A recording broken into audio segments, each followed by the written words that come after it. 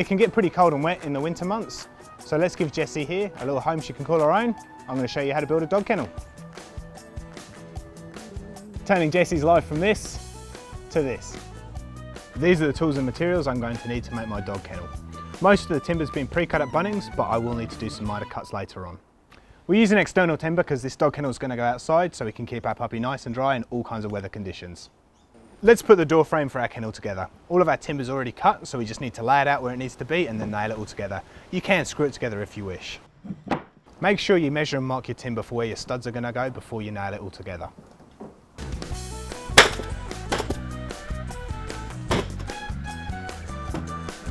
The door frame's finished and we're now going to follow a similar process for the two sides.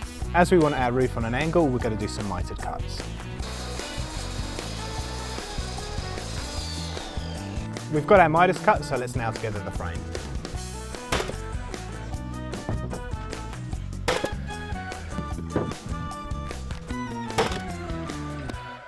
Here we've got one completed side. We'll just repeat the process for the other side and then continue nailing off all the other frames.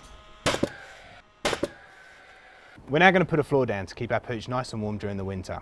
I've nailed together the frame for our base and now we're going to put the flooring on. It's a good idea to lay out all your timber first so you know how your spacing is going to go. All the timber's been pre-cut at Bunnings, so we're just going to lay it out, pre-drill and then screw it all together.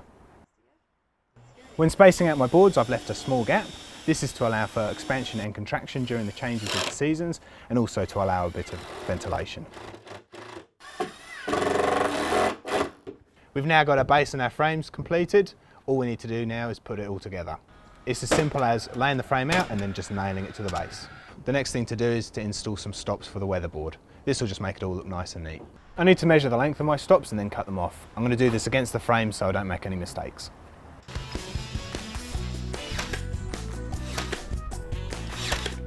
The frame's now complete, it's time to clad it. Most of the timber's been pre-cut, but we will need to make some alterations. I'm going to measure up the timber and cut it to size. This piece fits, so I'm now going to nail it in place and then put the rest of the pre-cut timber in. We're going to overlap the boards to waterproof it as well as making it look nice. Measure out the overlap so you know that they're all even. We've only got a few palings on, but it's already looking great.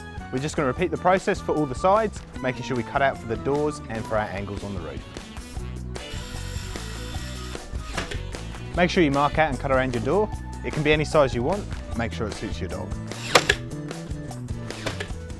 Now our walls and cladding are done, we need to get our roof on.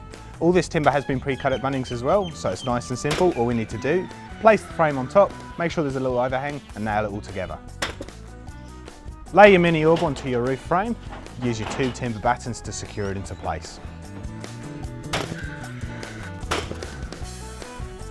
All that's left to do now is to finish it off. You can finish it any way you want. We're going to be giving ours a lick of paint just to brighten up and really make it a nice piece of the garden. And there you have it.